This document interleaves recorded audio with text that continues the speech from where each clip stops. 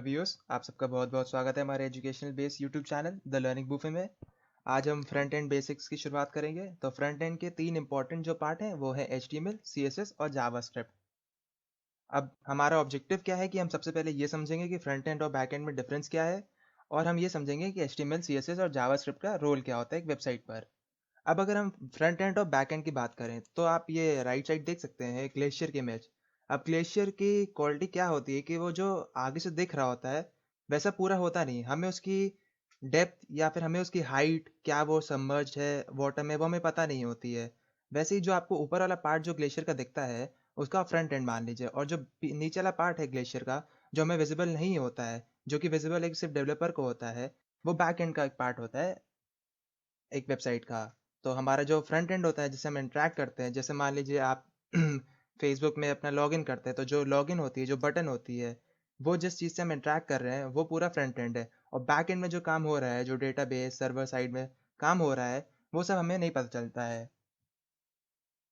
अब अगर हम HTML, CSS और जावास्क्रिप्ट में एक बेसिक डिफरेंस देखें तो हम इसको एक एज एग्जाम्पल एक ह्यूमन बॉडी से लेते हैं। अब ह्यूमन बॉडी में हमारी बोन्स होती हैं जो कि हमारी बॉडी का एक स्ट्रक्चर डिफाइन करती हैं। वैसे ही HTML होता है जो कि एक वेब पेज का स्ट्रक्चर कैसा होगा उसको डिफाइन करता है। और जावास्क्रिप्ट जो होती है वो आप एक तरीके से नर्व्स, मसल और ब्रेन समझ लीजिए कि आपकी जो बॉडी है वो कैसी फंक्शन करेगी, वो जावास्क्रिप्ट डिटरमाइन करता है। और CSS वो चीज़ है जो आपको सुंदर बनाती है, जैसे आपकी स्किन, आपकी आईज। तो वैसे ही CSS एक वेब पेज को सुंदर बनाने में काम करती है। अब अगर हम HTML की बात करें तो HTML का फुल फॉर्म है हाइपरटेक्स्ट मार्कअप लैंग्वेज।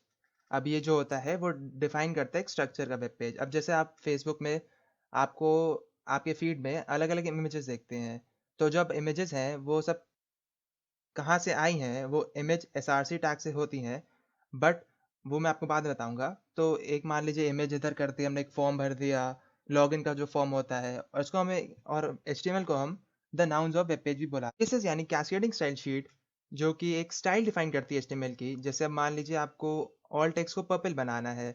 ये जो टेक्स्ट आपको CSS दिख रहा है, अब आप एक एज़ अ वेब डेवलपर चाहते हैं कि ये व्हाइट नहीं होके पर्पल हो। आप इसका बैकग्राउंड इमेज अलग सेट करना चाहते हैं, या फिर आप इसके बैकग्राउंड में अलग-अलग एनिमेशन डालना चाहते हैं, तो वो सारा पार्ट CSS का होता है। CSS को हम adjective of a web page ही बोलते हैं। अब जो जावास्क्रिप्ट होती है, वो लॉजिक और इंटरैक्टिविटी टू अ पेज डालती है। अब जैसे मान लीजिए एक मेरे पास टिक टैक टो का एक गेम है। अब टिक टैक टो में एक मेरा लॉजिक ये होगा कि एक बार जो विन कर रहा है उसके एक पॉइंट ऐड हो, और जो लूज कर रहा है उसके पॉइंट सेम रहे। तो ऐसे ही हमारा जो जावास्क्रिप्ट होता है वो एक वेब पेज की लॉजिक करता है। मान लीजिए हमें एक टिक टैक टो का गेम बनाना है एक वेबसाइट पर, तो हम ये लॉजिक कर सकते हैं कि जैसे ही जो एक विनर हो उसका +1 पॉइंट हो जाए। तो जितना भी लॉजिक और इंटरैक्टिविटी होती है वेब पेज की, वो सब जावास्क्रिप्ट के अंदर जाती है। और जैसे अब मान लीजिए आप जब इंस्टाग्राम पे आप स्क्रॉल करते हैं तो आपको हर समय नए पोस्ट दिखते हैं, तो वो जो सारा काम होता है वो जावास्क्रिप्ट करता है। जावास्क्रिप्ट को हम verbs of a web page भी बोलते हैं। अब हम चलते हैं HTML के इंट्रो पर। अब हमारा सिंपल क्या है उसका ऑब्जेक्टिव, वो ये है कि हम सिंपल HTML डॉक्यूमेंट्स बना पाए, और हम डिफरेंस समझ पाए क्लोजिंग और सेल्फ क्लोजिंग टैग के बीच में, और हम कुछ टैग्स लिख पाए विद एट्रीब्यूट्स, और use MDN as a reference. अब आपको प्रोग्रामिंग में एक बात समझनी पड़ेगी कि प्रोग्रामिंग हमने जो बचपन में की होती है उसमें हमको सिर्फ 7 से 8 टैग्स पढ़ाए जाते हैं, और उसी को हम याद करके सोचते हैं कि हमें पूरी लैंग्वेज आ गई। ऐसा नहीं होता है। किसी भी लैंग्वेज या किसी भी मार्कअप लैंग्वेज में कम से कम 1000 से ज़्यादा टैग्स होते हैं, और एक इंसान के लिए उन सबको याद करना इम्पॉसिबल है। हम डेली लाइफ टाइम में अपने 7 से 8 टैग यूज़ करते हैं, या फिर 10 से 15 मान लीजिए, और सारे टैग्स किसी को कभी याद नहीं रहते हैं। तो आप जब भी कोई भी प्रोग्रामिंग लैंग्वेज सीखें, तो आप ये ना सोच के सीखें कि आपको सारी चीज़ें याद होनी चाहिए। प्रोग्रामिंग का मतलब है कि आप कैसे किसी चीज़ को इफ़ेक्टिव तरीके से कर सकते हैं, बल्कि उसका ये मतलब नहीं है कि आप सारी चीज़ों को याद करें। अब MDN क्या है? MDN मोज़िला का डेवलपर नेटवर्क है। आपको गूगल पे मोज़िला डेवलपर नेटवर्क डालना है और आपका जो पहला पेज आ जाएगा वो ये है, developermozilla.org। तो इसमें जितने भी HTML, CSS के टैग्स होते हैं, वो सब हम MDN से देख सकते हैं। काफ़ी सारी ऐसी चीज़ें होती हैं जो हमें याद नहीं रहती हैं, तो उसको हम गूगल कर सकते हैं। इसको हम आर्ट ऑफ गूगलिंग भी कहते हैं, कि हम कैसे किसी चीज़ को गूगल करके सही तरीके से निकाल लें। आपका एज़ अ प्रोग्रामर जॉब ये है कि आप किसी भी चीज़ को इफ़ेक्टिव और कम से कम शब्दों में कैसे लिखें और उसे अच्छा बनाएँ। बल्कि आपका प्रोग्रामर से ये जॉब नहीं होती कि आपको सारे टैग्स याद होने चाहिए। सो आप MDN को एज़ अ रेफरेंस यूज़ कर सकते हैं। मान लीजिए मैं आपको कोई टैग बताता हूँ और आपको समझ में नहीं आता, या फिर आपको कोई अपने वेब पेज में डिफरेंट टैग यूज़ करना है जो मैंने आपको नहीं पढ़ाया है, तो आप एमडीएन को एज अ रेफरेंस यूज़ कर सकते हैं। उसमें एचटीएमएल, जावास्क्रिप्ट और सीएसएस के आपको सारे टैग्स मिल जाएंगे, तो आपको कोई दिक्कत नहीं होगी। अब अगर हम हिस्ट्री ऑफ एचटीएमएल में चले, तो ये आपका 1989 में हुआ था, 1990 तक का। तो एचटीएमएल ने ईज़ क्या करा था कि जो पहले भी टेक्निकल और साइंटिफिक डॉक्यूमेंट्स होते थे, उनकी पब्लिशिंग और एक्सचेंजिंग बहुत डिफरेंट कर दी थी। अब आप सबको तो पता होगा हाइपरलिंक एक क्या होता है। तो हाइपरलिंक जैसे ये लिंक है, अब इसमें मैं क्लिक करूंगा, या फिर मान लीजिए www.google.com में अगर मैं क्लिक करता हूँ, तो उसके बाद मैं गूगल की वेबसाइट में पहुंच जाता हूँ। तो वो एक तरीके का मेरा लिंक है, जो कि मेरे तरीके का पाथ है, जो मेरे को एक वेब पेज तक पहुंचाता है। तो जब जब जैसे ही हाइपरलिंक्स आए एचटीएमएल के बाद, एचटीएमएल में हाइपरलिंक्स इंट्रोड्यूस हुए, तो एक्सचेंजिंग हमारी बहुत ही डिफरेंट हो गई। हम अलग अलग डॉक्यूमेंट्स को एक साथ लिंक कर सकते थे। एक डॉक्यूमेंट जो मैंने नहीं भी बनाया है, उसको भी मैं लिंक कर सकता हूँ। अब जैसे आप मान लीजिए अपने आप वेब पेज में कभी भी आप गूगल मैप्स डालना चाहें, तो आप एपीआई के थ्रू वो डाल सकते हैं। और आपको मान लीजिए आपको कोई, जैसे मैंने ही आपको पिछली वीडियो में स्टैनफोर्ड का एक पेज डाला था, तो मैंने आपको एक लिंक के थ्रू डाला था। तो आप देख रहे हैं कि वो मेरा डॉक्यूमेंट को शेयर करने का तरीका कितना आसान हो गया है। सो एचटीएमएल ने वही ईज करा था कि हमारा एक तो हम वेब पेज का एक स्ट्रक्चर तो आसानी से बना लेते थे, पर हम हाइपरलिंक के थ्रू अलग अलग जगह अपना डॉक्यूमेंट को एक्सचेंज कर सकते थे। अब हमारा जनरल रूल क्या है? तो अब हम चलते हैं थोड़ी कोडिंग की तरफ। तो आप लोग अपना सॉफ्टवेयर खोल लीजिए, सबलाइम टेक्स्ट, ये आपको पिछली वीडियो में पता चल जाएगा। आपको फाइल में जाके इसको पहले सेव एज कर लीजिए।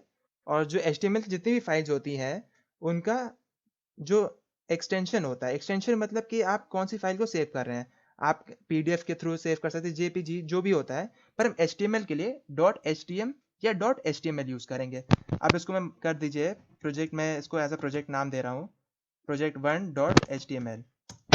अब मैंने इसको HTML के फॉर्मेट में सेव कर दिया, तो अब मेरे सबलाइम टेक्स्ट को पता चल गया कि ये जो भी फाइल है वो सबलाइम टेक्स्ट की वो HTML की होने वाली है। तो अब आपको उसमें कुछ भी नहीं करना है, आपको शिफ्ट दबाना है और आपके एंगुलर ब्रैकेट, और बस यहाँ पर आपको HTML करके टाइप कर देना है।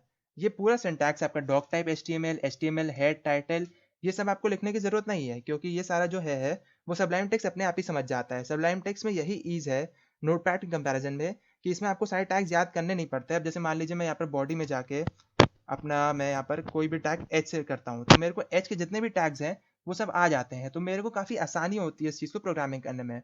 अब जैसे मैं H1 हेडिंग में जाता हूँ, H1 हेडिंग मतलब कि आपको किसी वेब पेज की हेडिंग डालनी हो। अब मैंने H1 हेडिंग में मैं अपना नाम डाल देता हूँ ध्रुव। अब इसको मैं कंट्रोल एस कर दूंगा, और अब मैं इसको यहाँ पर, जहाँ भी हमने इसकी लोकेशन को सेव किया है, देखिए यहाँ पर प्रोजेक्ट 1 है। अब हम इसको ओपन करेंगे, तो ये हमारी हेडिंग आ गई ध्रुव। सो ऐसे ही HTML का कोई भी टैग होता है, उसको पहले आपको खोलना पड़ता है और फिर बंद करना पड़ता है। काफ़ी ऐसे टैग्स भी होते हैं जिनको आपको सिर्फ खोलने की ज़रूरत होती है और बंद करने की ज़रूरत नहीं होती, उनको हम सेल्फ क्लोजिंग टैग बोलते हैं। तो अब अगर आपको फिर से मैं दिखाऊं ये, तो जैसे अब मान लीजिए हमने HTML टैग डाला है, ये आपको सबसे पहले डालना पड़ता है किसी वेब पेज के लिए। HTML टैग सबसे पहले डालते हैं हम, और उसका हमने क्लोजिंग ये एंगुलर ब्रैकेट प्लस बैकस्लैश से हमने HTML डाल के इसको क्लोज कर दिया। वैसे ही हमने हेड डाला टैग, और हेड को हमने यहाँ पर क्लोज कर दिया, टाइटल डाला और टाइटल को क्लोज कर दिया। ऐसे ही हम बॉडी के अंदर जाके फिर से हेडिंग का H1, और यहाँ पर मैं अपना नाम डाल के इसको क्लोज कर दिया। हम HTML के टैग ऐसे ही करते हैं कि हम उसको पहले खोलते हैं, यानी एंगुलर ब्रैकेट में उसका पूरा टैग का नाम, और फिर उसके बाद एंगुलर ब्रैकेट ब्लैक स्लैश और उसका जो पूरा हमारा टैग था उसका वही नाम। हमारा ऐसे ही HTML का रूल है, एक तरीके का सिंटैक्स है। सिंटैक्स मतलब हमारा रूल, कि हम किस रूल से HTML वर्क करता है, और हमें उस रूल को फॉलो करना पड़ेगा। तो आपका कोई भी टैग नेम हो, उसको अपने एंगुलर ब्रैकेट से पहले खोला, उसके बाद जो भी आप कंटेंट डालना है, जैसे मान लीजिए मेरा हेडिंग का था, तो मैंने उसमें अपना नाम डाला, और अब मैंने उसको क्लोज कर दिया यहाँ से। ये एक जनरल रूल है HTML का। अब मैंने आपको MDN का, यानी मोजिला डेवलपर नेटवर्क, जिससे आप सारे टैग्स देख सकते हैं, आपको वो दे दिया। अब कमेंट्स क्या होते हैं? कमेंट जैसे मान लीजिए मैं एक प्रोग्रामर हूँ, अब मैंने एक कोई कोड लिखा है, अब उसके बाद मुझे वो कोड में, मतलब मेरा जो भी मैंने उसमें लॉजिक ऐड किया हो, अब वो दूसरा प्रोग्रामर कैसे देखे?